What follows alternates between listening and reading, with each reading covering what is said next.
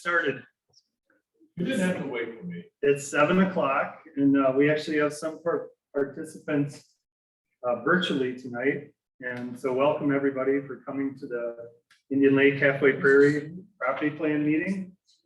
I think we'll start out here with introductions, and I'm Chris James from Dane County Parks. We've got some other staff here too. Lael Pasquale, Dane County Parks. Alex D. Smith, Dane County Parks. Colleen Stinson, Dane County Parks. I'm Dave Rip from the Park Commission Chair. Denny Connor, retiree, volunteer. Don Ferber, race organizations, I have authored the parks. Mark Stevens, Dane County Council, Snowmobile Clubs, President. Dan Clark, Dane County Council Vice President. I'm Steve Clark, Dane County Council, Snowmobile Clubs, Dane County Staff. Jeff Prairie. One other person just joining. Yeah, Diane Schwartz, and I represent myself and get kids outside. Great. Thanks for coming tonight. We're just kicking our planning process off. And so a quick overview of the meeting tonight. I'm going to go over the meeting notices that were sent out, the purpose of our meeting, our planning area boundary, history of the park and wildlife area, existing conditions that you'll find out there, draft inventory analysis.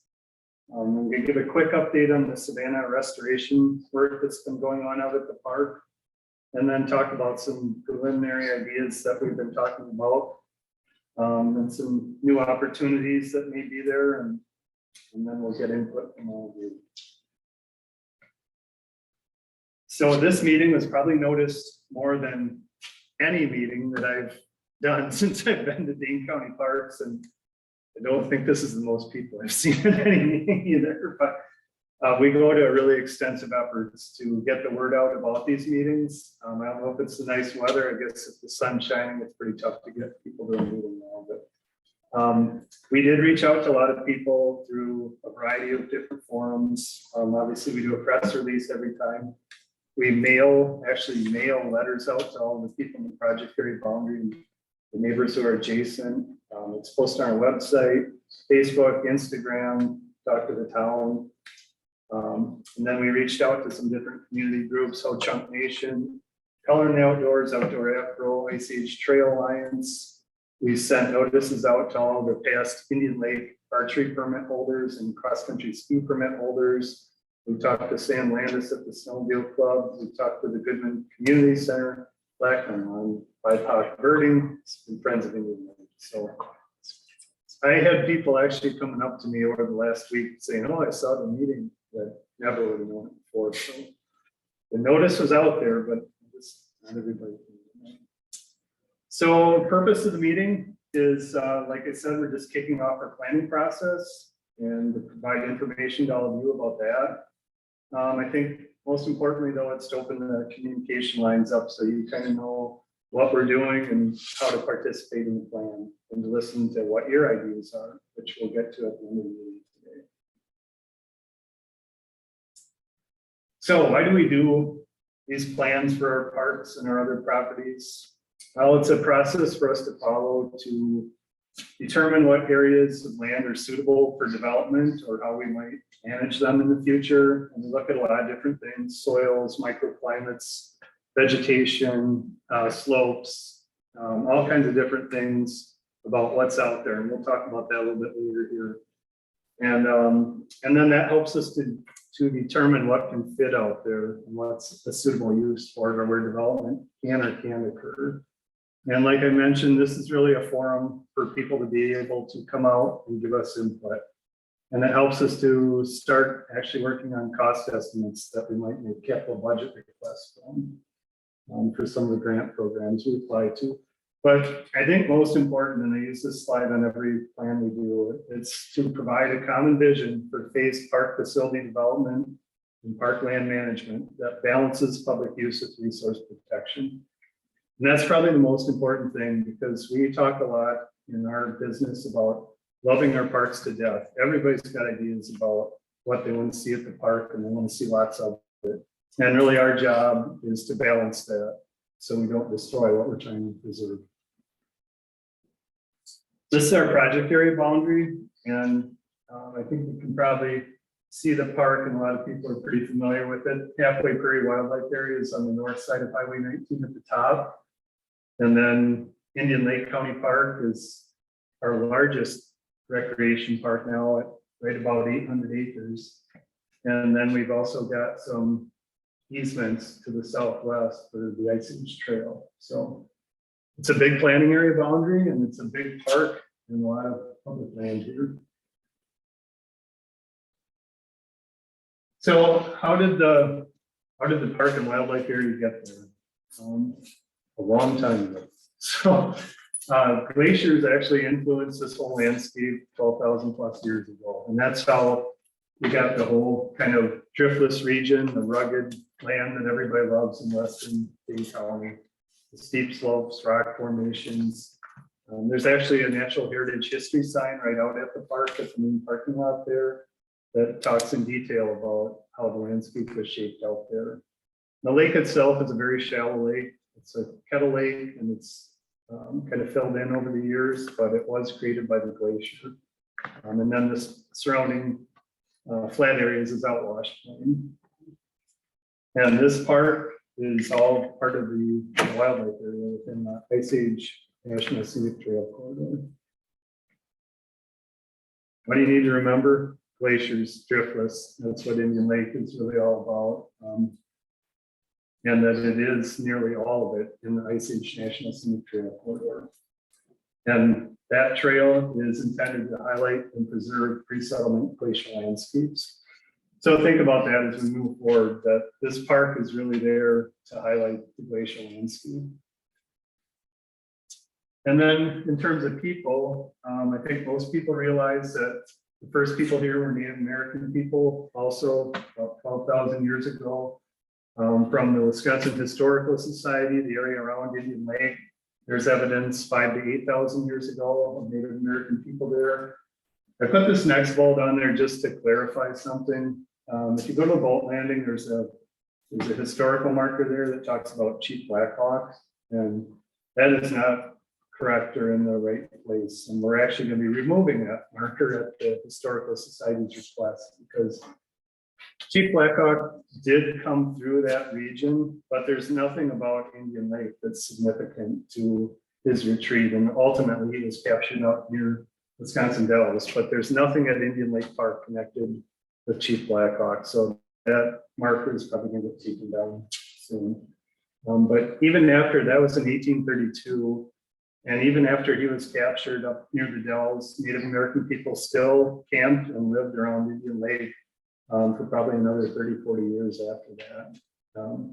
The name Indian Lake first appeared on a map in 1873, but speculation it was surely used long after that date. There's kind of an interesting book that I hadn't seen that Jeff back there clued me in on called Dane County Place Names, and pretty much any place in Dane County you can find history about how that name happened. So check that out if you're interested more on that. So what you need to know about cultural resources: Native American people first lived in the region 12,000 years ago. Indian Lake was used by Native people beginning about 8,000 years ago to as recent as the mid to late 1800s. And Chief Blackhawk was through this area, but no connections to Indian Lake. And there are 6 recorded archaeological sites in the park. Then moving ahead to more recent history and the European settlement, I believe the Colemans were the first to settle in 1848. And then the property just to the east of the park with the chapel on it was homesteaded in 1852 by the Endres family. And interesting, in 1855, the diphtheria epidemic spreads into Wisconsin. And a lot of people died during that epidemic, and the Endres family lost 2 of their kids. And so John Endres, as the history goes, built the chapel up there, and spiritual thanks for the rest of his family being spared from the virus. In 1923, the farm sold to the Ballard family, and then again in 59 to the Marks family. And then when you get to the green text below, this is when Dane County Parks started to become a resident out there. In 1963, the Marks family actually donated some of the land around the chapel with connections out to Highway 19. And then 74, the Coleman House was listed on the National Register of Historic Places. And 1975 is when Indian Lake really got on the map. The county acquired additional land and it became 442 acres. I think at that time, that was our biggest park. And we also moved a log cabin that's at the group camp to the park. And that log cabin is called the Scoutcraft Log Cabin. It was built in 1926 and moved to the park in 1975. In 2013, we acquired another 149 acres, and that was the former Matt's property. You see the stone ruins there, and that's now the Halfway Prairie Wildlife Area. And just recently, in 2020, we purchased about another 300 acres of property immediately south of the park, and now Indian Lake County Park is our largest recreation park. So for settlement history, the European settlers, us, started arriving in that area in the late 1840s. And Nance Enders Coleman, and might be missing a name, were the first to settle immediately around Indian Lake. The Scoutcraft Log Cabin was originally constructed at Camp Indianola, which is right by Governor Nelson State Park on the bluff there. And then it got moved to Indian Lake County Park in 1975. Coleman, Frederick, Schumann, Farmstead are listed on the National Register of Historic Places. And St. Mary of the Oaks Chapel and the Scoutcraft Log Cabin may be eligible for admission register. So I think what's interesting about the park is there's a lot of cultural history there, cultural and natural history, before it became a county park. Existing uses and conditions, I think most people are aware that cross-country skiing is its big claim to fame. Not that there's not other uses going on also, but when we have snow, it's a very popular place for skiing. Other activities, hiking, foraging, fishing, dog walking, snowshoeing, limited archery hunts and paddling are also going on up there quite a bit, especially hiking. The Halfway Prairie Wildlife Area is used primarily for the Ice Age National Scenic Trail, hunting, snowshoeing, and foraging. That property was purchased with DNR stewardship funds, so we have to provide for those uses: hunting, trapping, hiking, cross-country skiing, and wildlife observation. Park conditions are quite a mix. There's ag land in the park, prairie, savanna, forest, wetlands, and the lake itself. This is just a map, and I think it really shows well that this is the new property we acquired to the south down here. Indian Lake County Park actually has a lot going on in a small space. I feel like there's a lot of trails there. I think there's a lot of opportunity now maybe to spread out a little bit more, but we'll get to that. And then up at the top up here, the Halfway Prairie is Ice Age National Scenic Trail kind of running through here, and there's a few other natural surface trails, but that's a lot more just open and undeveloped up there. So as I mentioned, we do kind of an inventory analysis to take a look at what's going on there. We look at natural, cultural, historical features, grant restrictions that might be associated with the property, and other parklands and trails within the project area boundary. And the purpose is just to collect information that will help us make future recommendations in the planning process. And it also helps us to kind of look at patterns of woodlands, wetlands, just how things kind of go together out there to complement them, and so we don't fragment those areas. I'm going to run through quick. Here's some of our initial maps for inventory work. historical, cultural, public lands, regional context, soils, topography, vegetation, and threatened and endangered species. So this is cultural historical, and we don't put exact locations of cultural features on public maps. That's kind of confidential information. But what I do want you to take away from this, and it's probably pretty obvious, is that the area around the lake has a lot of cultural features. And we did also review the information from the Highway 19 study, and they did pretty extensive cultural resource testing all along the 19 corridor there. And so that's something that we want to be aware of if we do changes to the park on the south side of 19, that we for sure do further inventory to make sure we're not disturbing anything there. And then some of the other historical features, the Coleman House is kind of at the west side of the park over there. I think most people are probably familiar with the chapel, and there's a marker for that. And then the natural history marker that highlights the glacial features is there as well. And then everybody loves the Matt's ruins and taking pictures of them. So I mentioned too, there's a number of different property types that happen out at Halfway Prairie and Indian Lake. Starting at the top is the wildlife area that was funded with stewardship funds. So that's limited to those 5 uses: the hunting, trapping, skiing, hiking, wildlife observation, and also the Ice Age Trail running through. And then right in the center is the recreation park, which the county owns all of that land pretty much outright. There's not a lot of restrictions on it. There are a few kind of anomalies down here. These purple ones are lands that the county owns, but they still have conservation easements on them.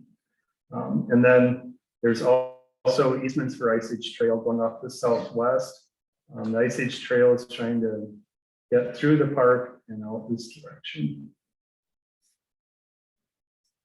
And that's a good segue to this map. Indian Lake is in the middle of the map right here, and this kind of purple hatched area is the Ice Age National Scenic Trail Corridor.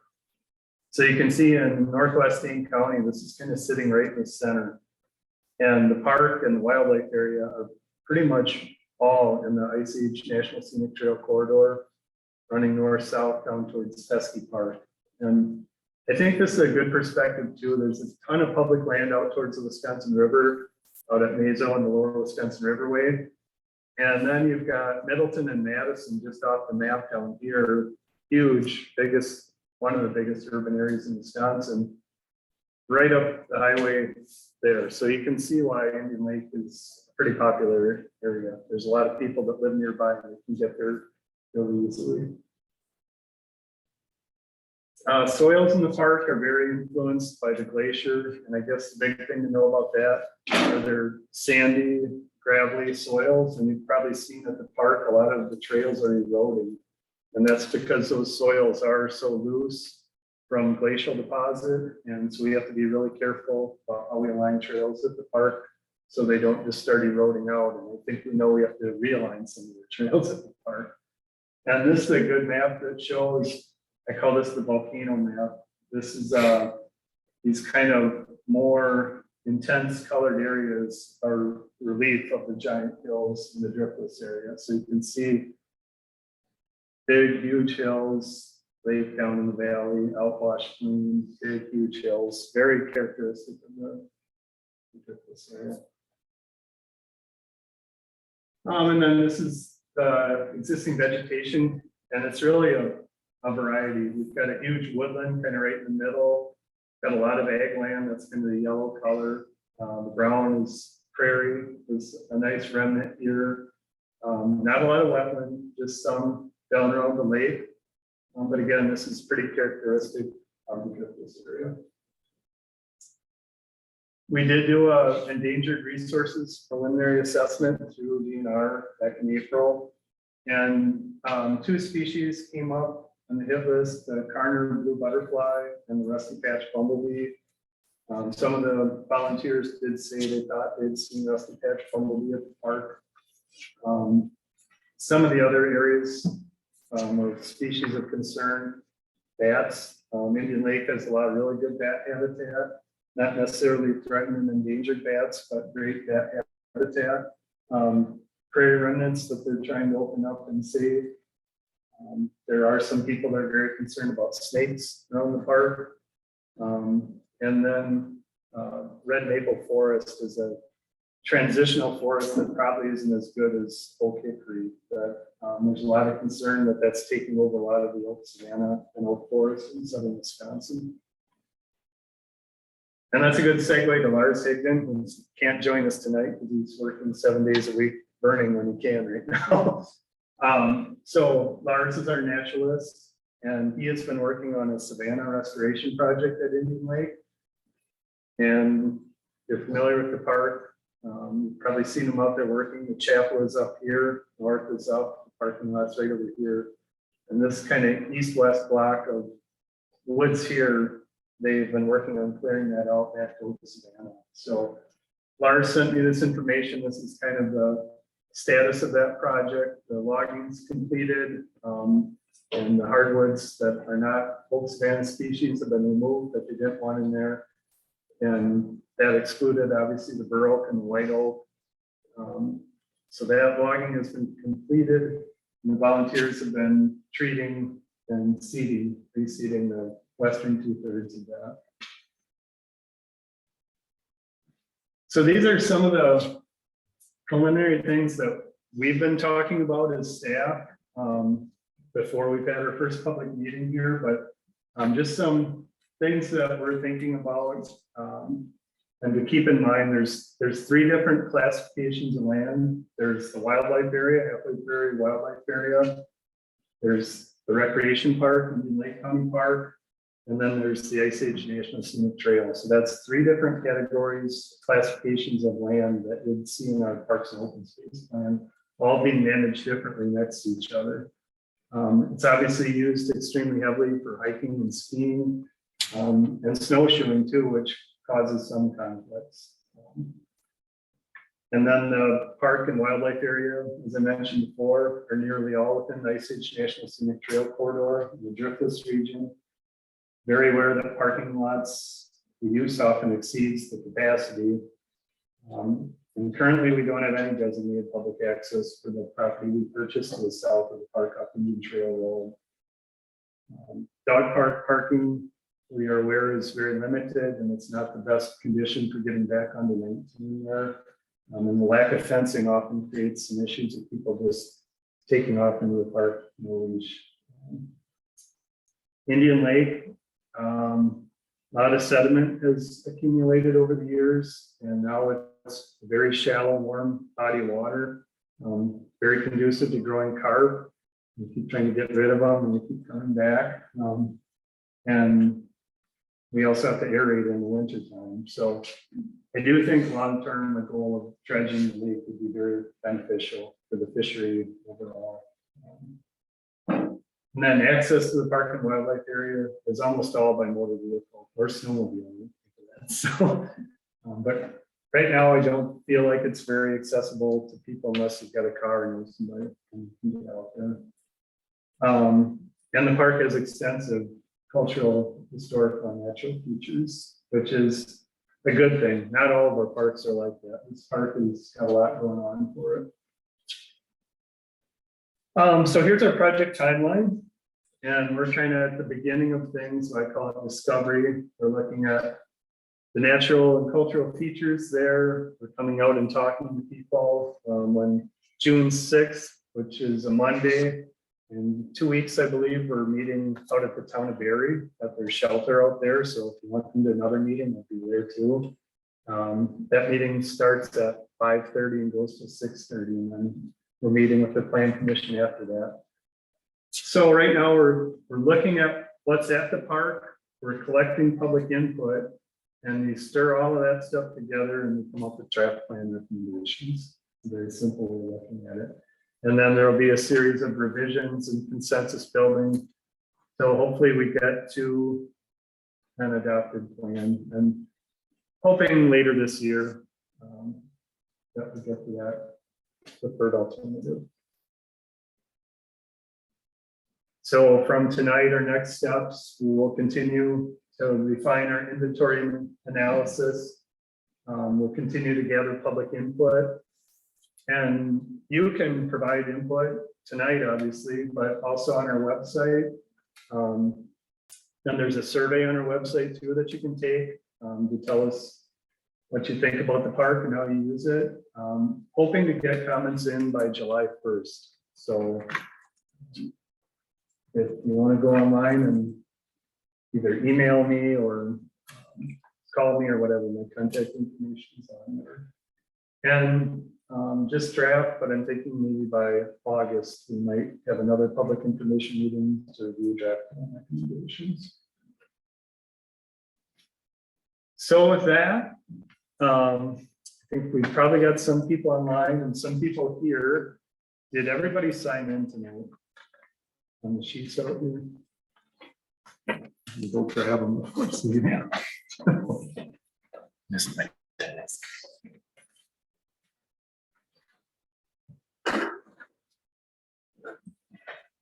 So we'll take comments now, and if you don't have anything to say, you can just say pass, and otherwise, if you got questions, I'll be calling, and then the people, if there's anything in the chat, they'll be reading questions from there that I will repeat. So with that, we'll start with Diane Schwartz. We've got 3 minutes, and then we'll talk as long as you want after that.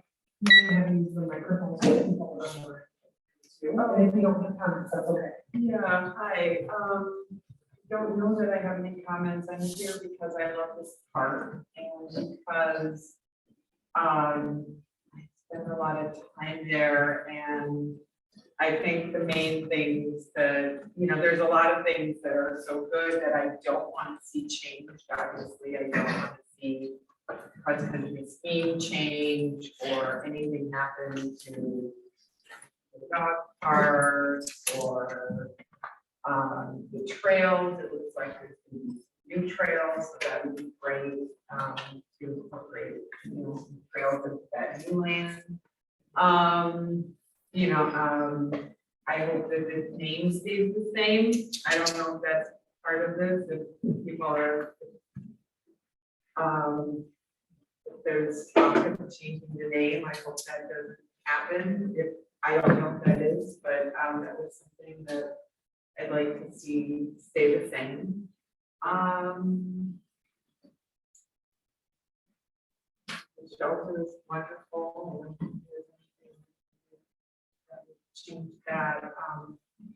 So I'll just pass. I guess mostly I just like to see things continue the way that they are, and we've just added more trails for people to access. And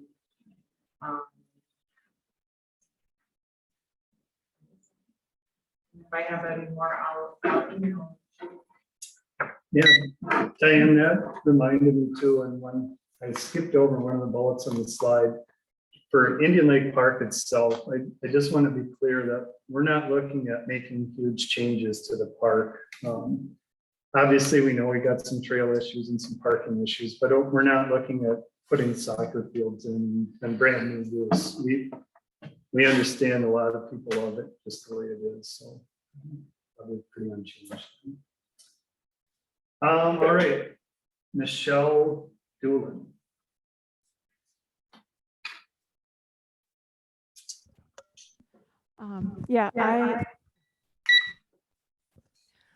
I'm County Supervisor Michelle Doolin, and I'm here just to listen because I know what I like about the park.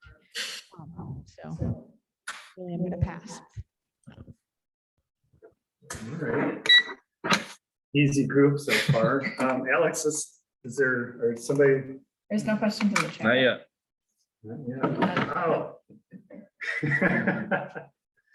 All right, well, let's hear from Hang up the vote. Steve Clark.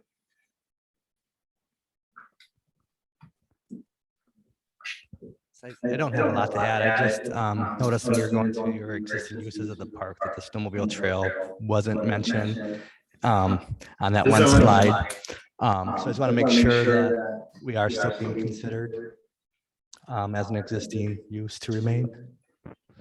That doesn't show up really well on here, but it's this blue line. there. Yeah, I did see that, but there was a previous slide where you listed existing. Oh, okay, gotcha. Thank you. Yep. Nope. You guys are there, sure. Carla Wright, thanks for coming tonight, Carla. This is such an important meeting. Did you get our letter? Carla's the neighbor of the park. I did get your letter. Okay. I'm a neighbor of the park on the south side. And I've transferred some of my property over to the park, so some of my land is park. And when Chris mentioned easements, that would be some of my properties over there. So I actually have a bunch of questions, Chris. Okay. I was curious about how the property across Highway 19 was designated as a wildlife area. If it's because it was used stewardship money to fund it. Yeah. So I was curious if any of the newly acquired property could also have a wildlife designation. Well, it could, but it's not required to by funding source because the county paid for that. So I was curious what makes a wildlife area versus a park. A couple of different scenarios. One would be if we purchase land and it's wildlife area all around it, well, that makes sense. Another is if we use stewardship fund and we have to call it wildlife area. Those are probably the two most prevalent ones. This one I would say is recreation park because we're butting right up to the recreation park. Okay. The newly acquired property, formerly the Vega property, has some greenhouses on it and some agriculture land. I don't know how much of that agriculture land was part of that purchase. I think it was over 100 acres of ag land. So, Chris, I'm curious. I understand that there's a 3-year window for the current farmers to continue using that property as ag. But I'm certainly hoping that ag will continue to be a use that's permitted in that area for perpetuity. Because our township has about 57% ag land in it currently. It's primarily our only economic commercial industry. We have some small businesses like a welding shop and a garage that are using and rely on farmer customers.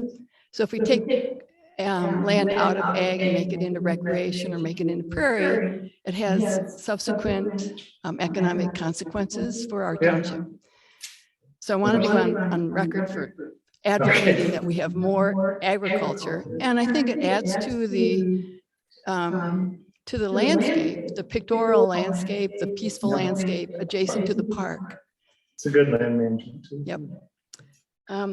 You mentioned that the red maples woodlands was a concern, but there's also a sugar maple property that I transferred over, which is a successional into the oak. So it's not from the oak to the other. So I was concerned, where was the red maple?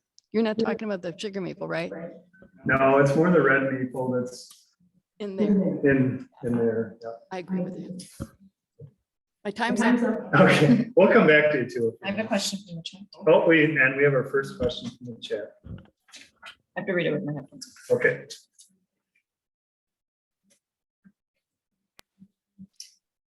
Okay, so this question's from Jim Stats. Any chance for mountain biking or winter fat biking? Good question. Definitely aware in the Driftless area with that topography that there's interest in mountain biking. Not off the table, something we could consider, would be considered with other uses too. I guess with that, I'd say it would be pretty hard to fit it into the existing park. And there's a lot going on there right now, potentially in the south piece, but to be determined yet. But definitely a use that could be consistent with this type of park.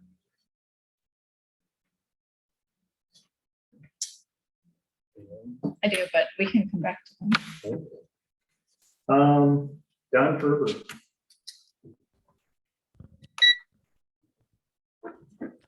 Thank you. I mainly came here to learn, but I mean, one overall consideration, I guess, is with the different uses, what's the carrying capacity of the park? One thing that would go to that is there potential for future expansion. So if we're looking at changes, I mean, you already got a lot of additional area. Are you considering future expansion too in the reasonably near future?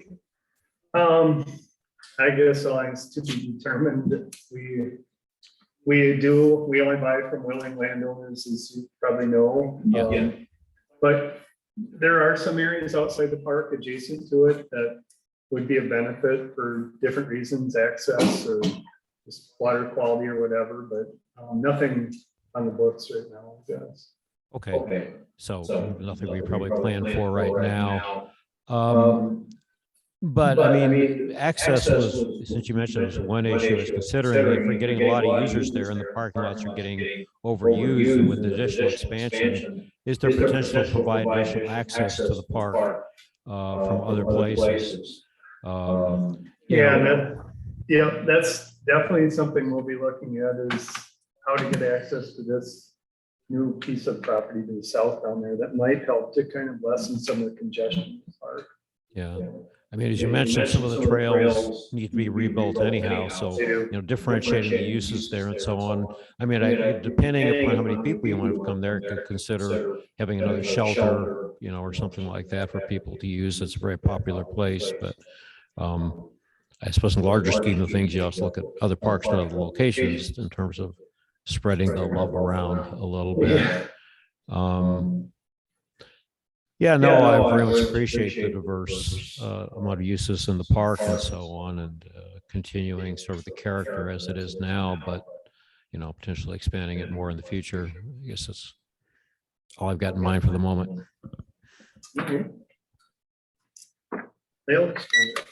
Just a comment. Okay. All right, it's comments from Kyle Meyer that he agrees with Carla that we should keep the agricultural land there. It provides for some small town farmers and provides so much for the wildlife. Okay. All right, Mark Stevens. Yes, some few people know I'm a Dane County Council Snowmobile president. I'm just keeping tabs of what's happening to the trails, bouts, and it's one of my main purposes being here tonight. And I have really nothing that much to add. Okay, thanks for coming. Chapman. Right. Oh, I guess I do have one. Oh, good. All right.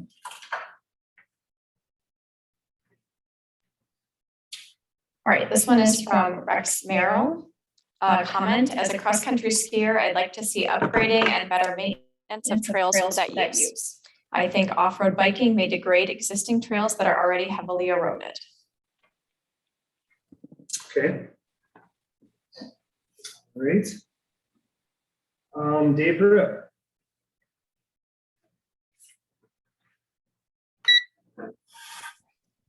Okay. I really like the idea that we can move some of the trails now, because we've got some eroders. And if we can somehow get those trails so they don't erode, just change the contour or something.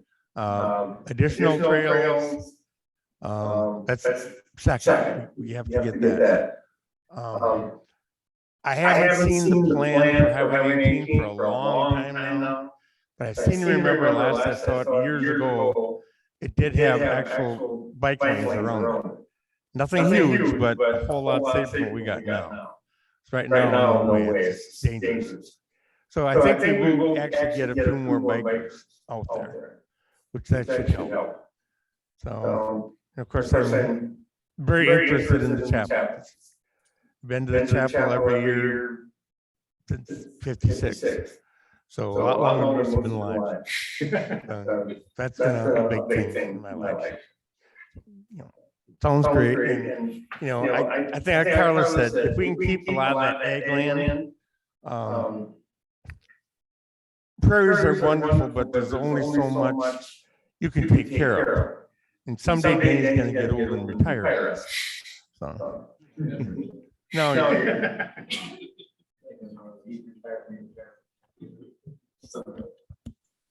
Great. In the chat. Okay, we're winding down here. Tanner.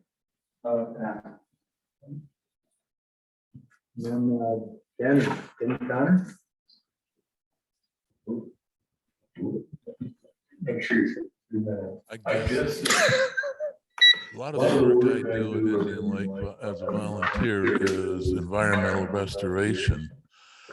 I have a concern, and it predates acquisition of the newest property, but there's a real short handle for getting input and getting a preliminary plan.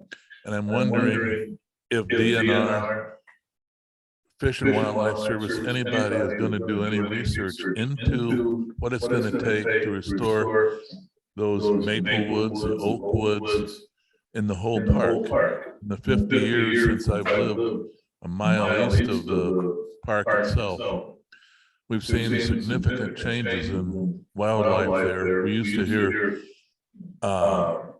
whippoorwills and had rough grouse. There were also periodically, we saw Hungarian partridge, other wildlife.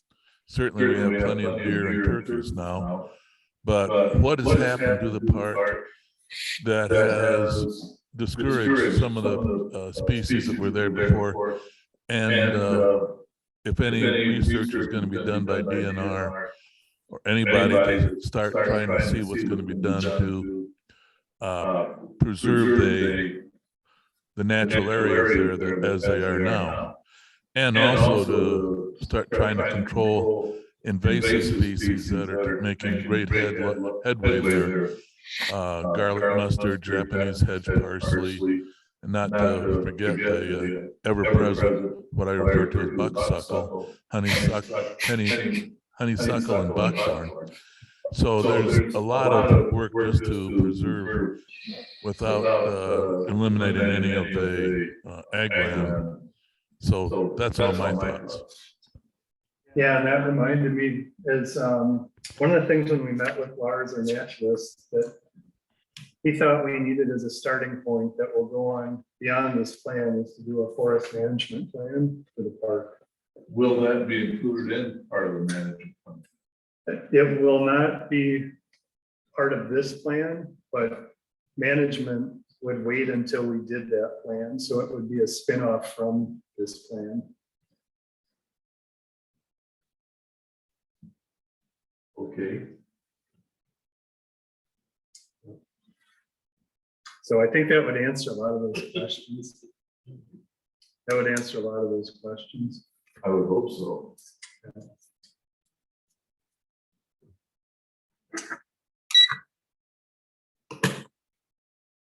So I think does everybody have a chance to speak tonight? So with that, I think we'll take open questions. Diane Schwartz again. I just noticed that you have investigate fencing for dog park. Can you speak a little bit about that? Has there been issues, conflicts? Because as many times that I've been to that park, I don't think I've ever seen a dog when you access it from the main parking lot and you hike out to the dog park. I don't think I've ever seen a dog close to where I hike. So I just wondered if there were conflicts. Well, there's a couple thoughts behind that.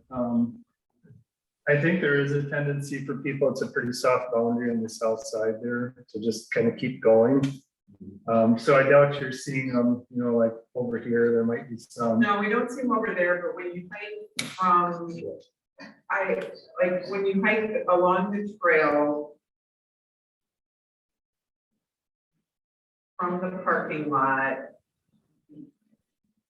toward the dog park.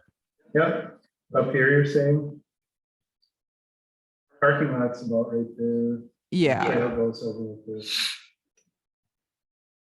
I never see dogs there. So you're saying that people just tend to kind of bleed over into the beyond the, Yeah. okay. Question on that, if you want to.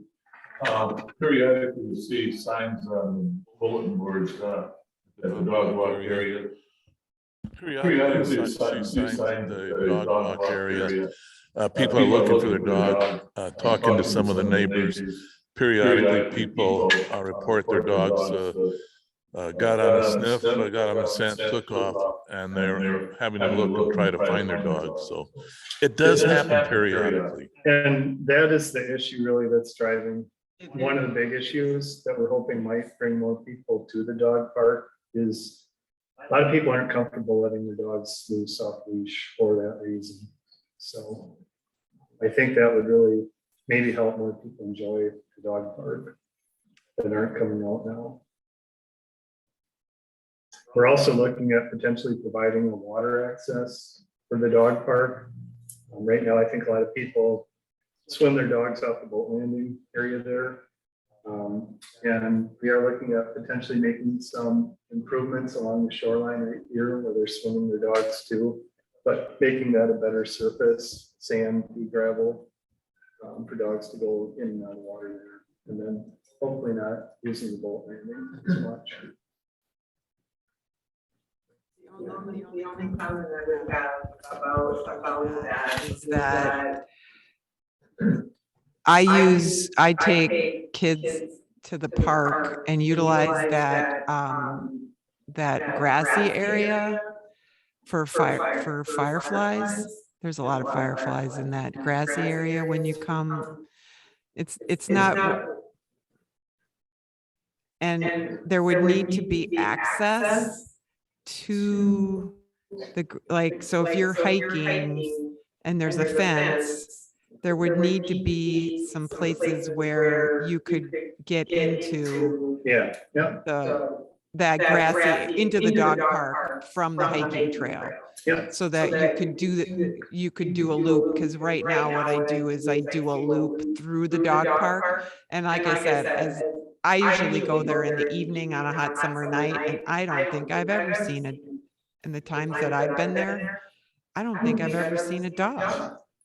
So I don't know where the dogs are, you know, maybe people just don't access the park because there is no fence. I know my friends don't access the park because there's no fence, because they're afraid they're going to run in the road. But as long as there's a way for hikers to get into that grassy field and then hike to do a loop through the center of the dog park, that would be my only concern. Okay.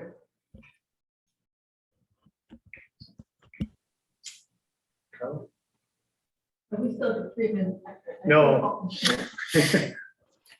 Chris, you mentioned that there would be some research done for a forest management plan. Yeah. Which is great. Will there also be some research done within the DNR staff capacity to look at the consequences of dissecting large sections of currently woodland and its effect on bird species? Yeah, and I think that will definitely be part of ongoing work, and we're very aware of the bats. And you know, it's not a good thing that trees are dying, but it's also making a lot of good bat habitat. So we think more about leaving them stand than cutting them down unless it's a hazard tree. So that's going to be ongoing, and super aware of not fragmenting the larger landscape, because that's one of the biggest attributes of parks and just public land in this region. Yes, it's like Denny said, you know, we used to have whippoorwills and rough grouse so predominantly, but not really. So are there any plans? I inquired a week or so ago about the use of greenhouse space. And I got word back that those greenhouses would probably be transferred to another county park that has more agriculture activity going on. Is that? Jolene, do you want to answer that? Yeah, I can say that for the last year and a half, we've been reaching out to a number of nonprofit and community groups, exploring options to be managing greenhouse operations at that site. We were unable to find a partner organization to run them there. The cost to get them up and running again, and then the location being so far out of the way from a number of like the bigger community centers just didn't work. We couldn't find a good partner, but we do have ag programs that run in a number of our other parks that have friends groups already established doing that ag work. And so we've been communicating with those groups to relocate the greenhouses there, where there are organizations that can still run ag programs. I mean, we don't have a contract signed or anything like that, but after a year and a half of shaking every tree to find someone to run them, I'm sure there would probably be for-profit businesses that would be interested, but that's not a good use of parkland.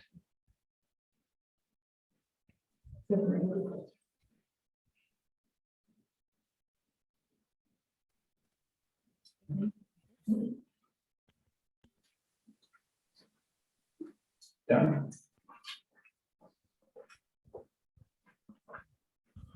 I have several more perhaps interrelated questions. But first of all, is there an active friends group out there? Yes, there Okay, is. good. There's one sitting right by there. No. Good, good. It was all I did to change something, Danny. That's why the grouse are. No, I was also wondering how much of an educational destination it is, like on weekdays for school kids and so on, to bring buses out there, and if that's something that could be accentuated. I know there's already also some interpretive signage and other stuff out there with all the amenities. I'm thinking, expanding on that and making it more of a destination for weekdays for buses and kids and at other times too that go out there. Yeah, for be sure. worthwhile. Always on our radar and will be ongoing after this plan is done, for sure. Okay. Yeah, no, I hope with the friends group, then they can do more to, keep the park going, get more volunteers who are the younger age to help continue helping over the years. I wish I could. Anyhow, just some more thoughts on that, because I mean, the park has a tremendous amount of potential. I mean, it's already been, there's a lot of great things going there, but I think to expand upon the potential and to accomplish, obviously, there's a lot of things people want to accomplish out there. And so just looking for more means that can be done to build up support for the park. And, I don't know if you've noticed, we did recently update the chapel signage up there, which is part of the story of the park. In fact, that was, Jeff, was that last year we did that? But we're always behind on interpretive signage. I know it's always a catch-up game for everything, including the invasives. Yep. All right. Anything else?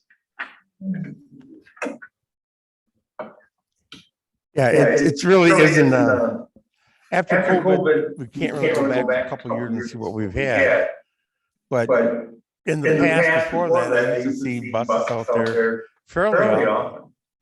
Buses or parents with vans that would have a half a dozen kids and get about 3 vans. So I used to see quite a bit of that. I know there's a Baptist church in Madison that I saw there 2-3 times a year, which was great. Get the kids out in the park, get them out of the city out to see what rural is like. It's great. And my wife worked as a 4K teacher, and they used to take the kids out there too. So I know there was some use to that. It'd be wonderful to get more, but at least there is some.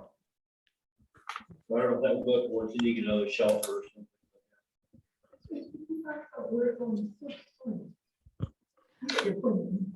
So as far as like the school group thing, one of the things that at least Middleton Cross Plains School District does is they partner with the community, because you have to have so many volunteer hours in order to graduate from high school and have high school credit. So I'm wondering if, I'm not sure what the other, I mean, there's 3 school districts that touch District 28 already. And I'm wondering if there's a way we could partner like at the county level and like do some outreach and let people know that there might be volunteer opportunities like that. Because I mean, that kind of stuff, you know, like I was all about that when I was in high school, like volunteering that way rather, because it's kind of fun. So. Yeah, and I, Teacher at Pleasant Branch used to credit the students to come work out there. yeah, and I think that's, oh, hold on, we got one in the chat here. So we'll flip back to chat. I think this is a And then we'll get hand back raise, to so I'm gonna you. have to hear it and then I'm gonna have to say it.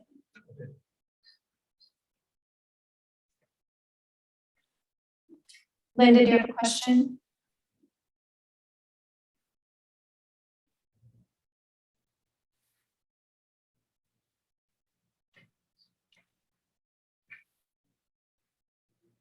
Linda, did you have a question?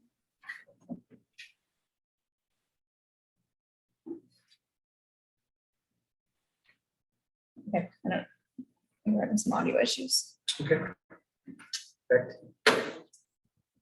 Chris, can you point out where the group campsite location is and how often that's used and by whom? I know that there was a Cub Scout group one year that came up from Illinois, because I talked to them in the parking lot about it, and I didn't know where it was. Right in here. So that reminded me though too, Carla, is one idea we've just kicked around and obviously no decisions have been made, but we've thought about potentially moving group camp up here and maybe doing like some learn to camp areas.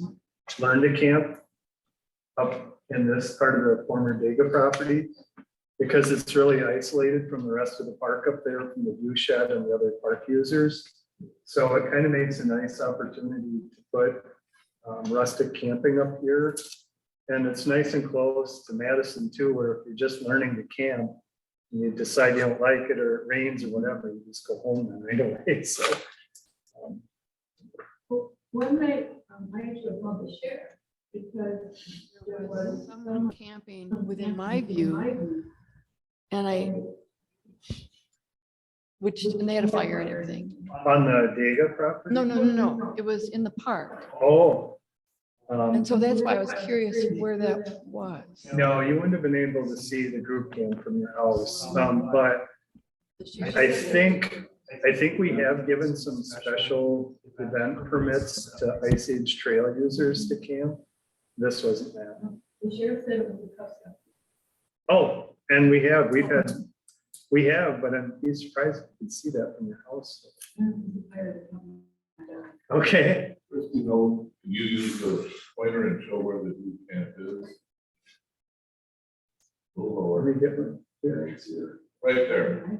Right here. So that's why, Carla, I don't. I know. Over the hill too. I know, and it's on the west side of the hill. Huh. Yeah. Not sure. It's okay, I'll just share it and check it out. And they were the- It's okay. Well, and I will add at this point that you have to be a chaperoned youth group to use that group camp. So it's not like me and 25 of my friends get to rent that as a group campsite. It's just chaperoned youth groups. So there are very few, I mean, a handful of reservations. It's not the most popular place for a group camp. Yeah. Any luck getting? I think so.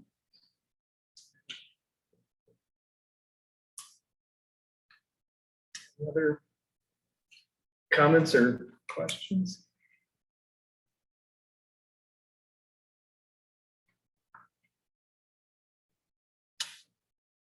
All right, well, I think we'll wrap up then. And to mention, we've got a website on here. Oh, we do. Sorry, the presentation will be on the website too. And we have a question. All right, we were having connection issues for some reason with Lynn, but Lynn's question is, in some places in parks, phones and internet work, and in other places they don't. Getting away is wonderful, but when I'm out with kids or groups, I like having access from a safety perspective. Yeah, no.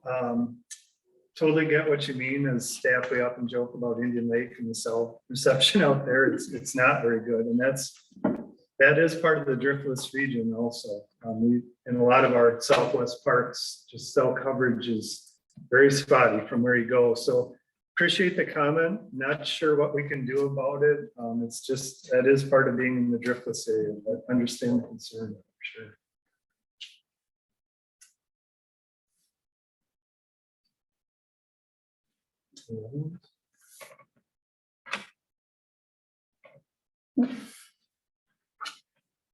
Okay. Well, I'll just add one more thing. Thanks. Thanks to our virtual attendees for giving our first hybrid public information meeting a go. I appreciate your patience on that side and the patience for the live version here as we work the technology on both ends. So thanks to everyone. Thanks for your interest in the property plan as well. I want to